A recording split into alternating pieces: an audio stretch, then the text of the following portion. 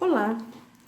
Hoje nós vamos começar a falar sobre um tema que sempre fascinou a humanidade, que é o movimento das coisas, né? Logo no início, né, da história humana, né, como conhecemos hoje, os homens começaram a observar, né, o movimento dos astros, dos corpos celestes, né? E graças a isso, hoje nós temos o quê? Nós temos a divisão do tempo em dias, noites, né? Estações do ano. Os homens conseguiram mapear, né?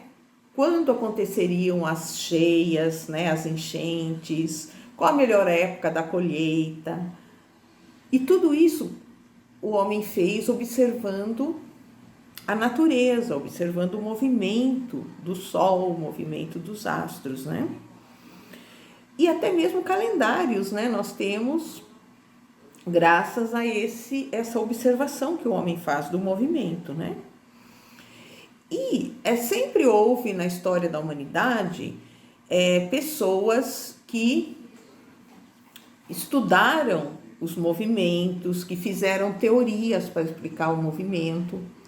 Um muito famoso é o Aristóteles, né? Um grande filósofo que viveu uns 400 anos antes de Cristo, e ele fez uma teoria para explicar o movimento das coisas, né? Na concepção dele, que era baseada na observação das coisas, né, sem fazer nenhum teste mais detalhado, ele dizia que o movimento das coisas seguia uma tendência natural. Então, uma pedra, você solta, ela cai. Por quê? Ele falava, porque a pedra vai buscar o lugar natural dela, que é o chão. Né? A fumaça sobe porque o lugar natural da fumaça é no céu. Então, ele fez essas teorias, né? Ele falava do movimento forçado, que é quando o ser humano atua no movimento. Por exemplo, se você lança uma pedra, é um movimento forçado, né? Ele falava que o movimento dos corpos celestes era um movimento circular, que era um movimento perfeito, né? Enfim, essa teoria dele perdurou, né? Se manteve por muitos séculos e apenas mais recentemente, né, nos séculos 16, é que começaram a surgir pessoas que fizeram estudos mais detalhados, né, a respeito dos movimentos. Um que se destacou muito na teoria, né, do movimento foi o Galileu Galilei. Não sei se vocês já ouviram falar. Ele fez alguns experimentos, né, e ele então contradisse as ideias do Aristóteles sobre o movimento dos corpos. Por exemplo, o Galileu Galilei, ele comprovou que dois corpos que caem da mesma altura, mesmo que tenham massas, pesos diferentes, eles vão chegar juntos ao chão. Ah, professora, mas se eu jogar uma pena e uma pedra, a pedra não chega antes porque ela é mais pesada? Calma, não é isso. A gente vai falar sobre esse assunto um pouco mais à frente, tá? Mas então o Galileu Galilei começou a estudar o movimento de uma maneira mais detalhada, mais específica, mais científica, tá? E no século 17, um outro cientista também, matemático, físico muito famoso, o Isaac Newton, que também era um filósofo, né? Ele fez então uma teoria, um estudo sobre o movimento dos corpos celestes, que foi conhecido como Lei da Gravitação Universal, e ele fez também o estudo dos movimentos dos corpos terrestres, que até hoje nós utilizamos, né? Nós utilizamos esse estudo que o Newton fez até nos lançamentos de foguete e etc. Tá? Mas o Newton, ele reconheceu que ele estava sobre o ombro de gigantes, né? Porque as pessoas, os cientistas que vieram antes dele, os filósofos, né, que fizeram as diversas teorias, o ajudaram a chegar naquele ponto, né, de conseguir, então, inaugurar uma nova era, né, da ciência que ficou conhecida como mecânica, né, que é uma área da física, então, que estuda o movimento dos corpos, né, e as causas do movimento, o equilíbrio dos corpos, né, que é a parte da mecânica que a gente estuda agora no primeiro ano, tá? Dentro da mecânica, existe uma parte que é a cinemática. Cinemática estuda o movimento dos corpos sem se preocupar com a causa. A gente já falou um pouquinho sobre as causas, nós falamos um pouco sobre as forças, né? As forças, elas modificam, né, o movimento dos corpos, mas neste momento nós não vamos falar das causas do movimento, nós vamos falar sobre o movimento em si, né?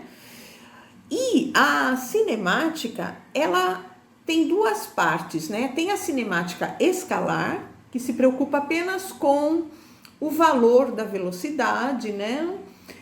E tem a cinemática vetorial. Vocês lembram que a gente já falou de vetor quando nós estudamos força, né? O que é um vetor? O vetor é um símbolo matemático que representa uma grandeza vetorial. E o que é uma grandeza vetorial? É algo, é uma medida, né? Algo que nós podemos medir que tem que indicar, além do valor, a direção e o sentido. Então, eu lembro que eu fiz o exemplo da força, né? Se você aplica duas forças na mesma direção, no mesmo sentido, elas se somam, mas se você aplica as forças em sentidos opostos, elas se subtraem, né? Nós fizemos alguns exemplos sobre vetores e grandezas vetoriais. Então, a cinemática vetorial, ela vai tratar, então, de grandezas vetoriais, e vai, então, se preocupar com todas as informações da velocidade, né? A direção, o sentido, além do valor, tá? Agora, o primeiro conceito que é importante na hora que nós vamos definir o movimento, né? Como é que eu posso garantir que um corpo está em movimento, né? Geralmente os alunos respondem assim: ah, o corpo se mexe. Mas como assim se mexe, né? Então, um conceito muito importante para estudarmos o movimento, para definirmos o movimento, é o referencial.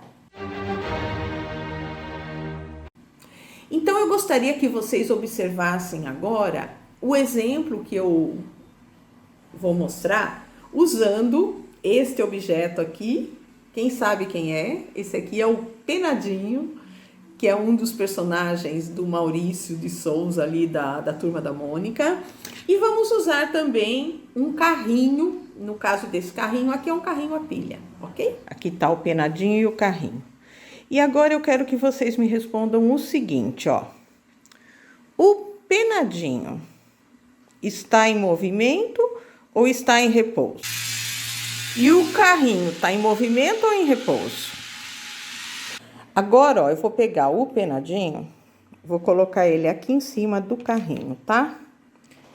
E agora eu quero que vocês me digam, ó. O Penadinho tá em movimento ou tá em repouso? Então, o que você observou? Que quando o Penadinho, né, estava ali sobre a mesa e o carrinho se movimentando, então vocês podem ter pensado, o Penadinho está em repouso e o carrinho está em movimento, né? Então, em relação a mim, realmente, o carrinho estava em movimento e o Penadinho estava em repouso. Só que, em relação ao carrinho, o Penadinho estava em movimento. Por quê? Porque à medida que o carrinho se afastava, o Penadinho também se afastava do carrinho. Então, se eu colocar o meu referencial no carrinho, quem está em movimento é o Penadinho e eu em relação ao carrinho, porque eu também, à medida que o carrinho avança, eu também me afasto do carrinho. Então, em relação ao carrinho, quem está em movimento é o Penadinho, ok?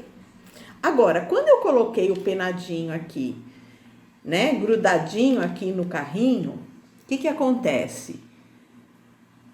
Ele agora fica sempre em repouso em relação ao carrinho, né? À medida que o carrinho se movimenta, ele permanece sempre na mesma posição. Então, agora, ó, em relação ao carrinho, o penadinho está em repouso. E os dois estão em movimento em relação a mim. E eu estou em movimento em relação a eles, tá? Então, é muito importante quando você vai falar do movimento, descrever um movimento, que você indique o referencial. Porque o movimento é relativo, né? Para uma pessoa que está aqui na superfície da Terra, o Sol tem um movimento aparente, né? O Sol tem um movimento aparente. Parece que é ele que se movimenta ao redor da Terra, não é isso? Mas a hora que nós tiramos o referencial da Terra, a gente coloca o referencial num outro ponto, né, do universo, na Lua ou no próprio Sol, o que nós observamos? Que é a Terra que se movimenta, então, ao redor do Sol, né? E assim com os outros planetas, a Lua ao redor da Terra e assim por diante, ok? Então, o movimento é relativo, depende do referencial. Então, eu gostaria que vocês fizessem um exercício para responder, né? Como uma atividade desse assunto dessa semana, tá? Por exemplo, eu gostaria que vocês pensassem na seguinte situação, né? Você tem uma rodovia e um carro se movimentando nessa rodovia a 100 km por hora, ok? Eu gostaria que vocês me dissessem o seguinte: o motorista desse carro está em repouso ou está em movimento? E o carro passa por um posto policial na beira da estrada. E eu gostaria que vocês me dissessem o seguinte: aquele posto policial está em repouso ou está em movimento? Certo? Então, pensem na resposta, pesquisem. No livro didático tem algumas informações sobre isso, aqui nas páginas 44 até a página 50, até a página 50, tá? Então, vocês podem dar uma olhada lá no livro didático também. Para terminar a aula de hoje, eu gostaria de falar sobre mais um conceito, que é o da trajetória. A trajetória, o que é a trajetória do corpo? A trajetória, então, é a linha que o corpo segue à medida que ele se movimenta, ok?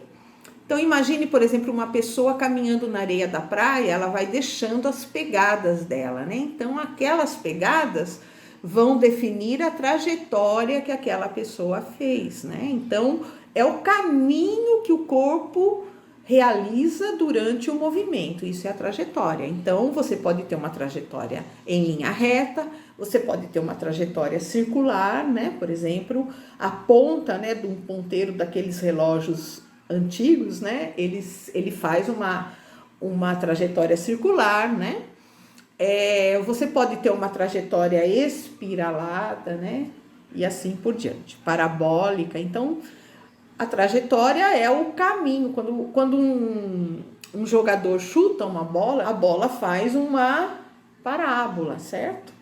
Ela faz uma parábola, então é a trajetória dela. Então, a trajetória pode ter diversos tipos, né, de trajetória, mas ela indica o quê? O caminho que um corpo faz. A minha pergunta para vocês é a seguinte, também para responder como atividade dessa semana. A trajetória do corpo é também relativa? Ou seja, será que a trajetória do corpo depende de um referencial? Ou ela é sempre a mesma, ela é absoluta? Então, isso é algo para vocês pensarem e pesquisarem, tá? Como exemplo, eu gostaria que vocês descrevessem a trajetória na seguinte situação. Existe um grupo de pessoas perdido numa floresta, ok? E ele foi localizado por um avião, só que esse avião, ele não tem como pousar ali perto dessas pessoas para resgatá-los, e eles então vão pousar num local ali, né, que possibilite a eles irem até lá fazer o resgate dessas pessoas pela terra, ok? Só que como isso pode demorar alguns dias, eles resolvem jogar para essas pessoas uma caixa com mantimentos, né, com coisas que eles possam ali usar para sobreviver ali até o resgate chegar. Então, o avião, ele passa sobre o grupo das pessoas e ele lança, então, essa caixa com mantimentos, primeiros socorros e essas coisas, tá? Eu gostaria que vocês analisassem a seguinte situação. Quando o avião lança esse objeto, uma pessoa que está dentro do avião, observando o objeto cair, qual seria a trajetória que essa caixa faz? E agora pense nas pessoas que estão aqui na Terra, observando essa caixa cair. Qual a trajetória, ok? Então pensem nessa situação, pesquisem também, tá? Se vocês não conseguirem imaginar sozinhos a resposta, pesquisem. E então respondam para mim isso, ok? Se a trajetória é algo também que depende também do referencial ou não, ok? Então por hoje é só, até a próxima.